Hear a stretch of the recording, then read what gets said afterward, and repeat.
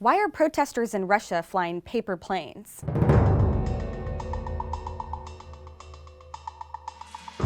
Imagine the US federal government trying to block a popular messaging app, say Facebook Messenger. Now, imagine Mark Zuckerberg fighting back, and the government then imposing a blanket ban on a huge portion of the internet in retaliation. That's what's happening in Russia right now. In recent weeks, Russian officials have been doing everything within their power to ban Telegram, a popular messaging app used by 13 million Russians. In their haste to shut the app down, the Russian equivalent of the FCC blocked 20 million IP addresses, crippling the Russian internet. They then scaled that back to a mere ballpark 14 million. The IP address ban and targeting of Telegram has led to mass protests in Moscow and St. Petersburg, where people use paper planes as a symbol of protest, since it's the logo of the app.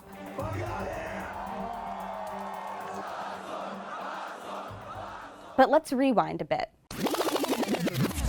What is Telegram, and why does the Russian government seem so eager to block it? Telegram is a messaging app that promises privacy and protection for users against surveillance by governments or other parties. They do this using encryption. The app was co-founded by Pavel Durov, who's often called Russia's Mark Zuckerberg, and his brother Nikolai. They released it in 2013 in the wake of Edward Snowden's revelations about mass surveillance in the United States. But before Telegram, Pavel Durov was already a well-known internet entrepreneur. He also founded the Russian social network vKontakte, which translates to in contact. In a move that Zuckerberg would likely respect, Durov, his brother, and their team designed it to look a lot like Facebook. VK launched in 2006, 2 years after Facebook, and became wildly popular in Russia very quickly. They now claim to have over 460 million active users worldwide, and they're the most popular social media website in Russia. This all attracted the attention of the Russian government. In 2011, they sent Durov a formal request to block political opposition accounts on the platform. Durov refused to comply. Instead, he tweeted and posted on his VK page this cheeky image of a dog in a hoodie with his tongue hanging out as his official response.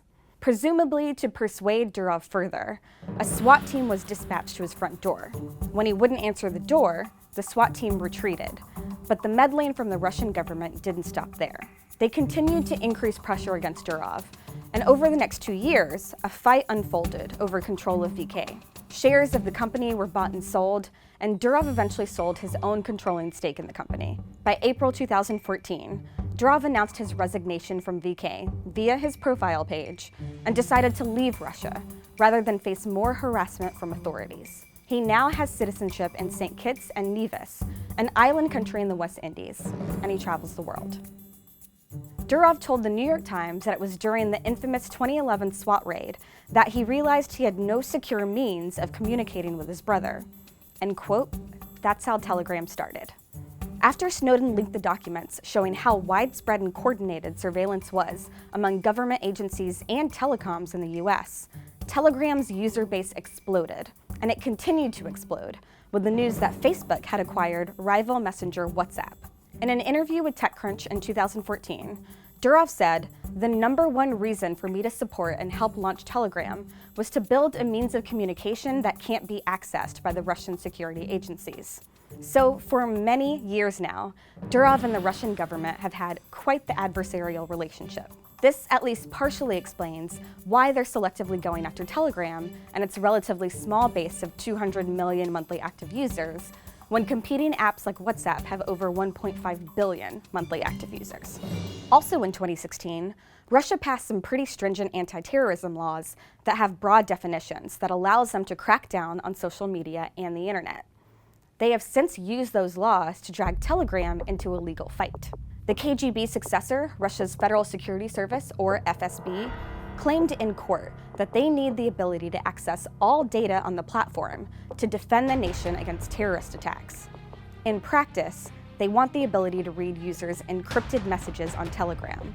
And they got a Russian court to approve it in a short hearing that lasted all of 18 minutes. Now, there has been a fair bit of controversy over reports that ISIS uses Telegram to communicate. Durov has shut down public ISIS channels in the past, but said he would not mess with the privacy settings or hand any encryption keys over to governments. So that Russian equivalent of the FCC I mentioned earlier, the Roskomnadzor, attempted to shut down all of the redundant IP addresses that provide access to the Telegram app. So far, this effort has shut down a lot of the Russian internet, but it has not achieved its goal of shutting down Telegram. Fast forward to paper planes. Recently, I spoke with Russian journalist Alexei Kovalev to break down the implications of what's happening for us. He's the managing editor of Russian news site kodaru.com. One ironic thing that he mentioned is that Russian government officials actually use Telegram themselves. He talked about why that happens and explains why they're trying to ban it anyway. Anyone in Russia has a Telegram account, which is why this ban was so hypocritical in the first place. The government is trying to ban Telegram, but has instituted a blanket ban on many, many websites, including Coda Story and even some of their own. Alexei tells us about the reaction to that inside Russia. It would be fair to say that Roskomnadzor is the least popular agency in Russia right now. It's a disaster. A very rough estimate, the loss of revenue over these 3 weeks is about $1 billion. So that's a lot. They managed to take their own website offline. So it's safe to say that they botched the whole thing completely. I also asked Alexei what Durov's reputation is like among the Russian public, since he hasn't lived there in a number of years. Everyone who uses Vkontakte or Telegram, and that's dozens of millions of people, to them, Pavel Durov is a hero. The Russian state television, the propaganda, has been portraying him as this someone who is basically aiding and abetting terrorism. And he talked to us about what he thinks is going to happen next and what we should be paying attention to. Some people, most actually, are celebrating this as a major victory in its incompetence. But I've spoken to a few people and they are not quite as optimistic, because that's how Russian government works. It never forgets anything and never forgives. So it remains to be seen who will win in the fight between Telegram and the Russian government. The biggest obstacle may not actually be Durov, but the Russian people, a good portion of whom seem wholly unwilling to sacrifice their privacy. Should private companies hand over user information when governments request it? Let us know what you think in the comments. And for more episodes of the Russia Desk, check out this playlist.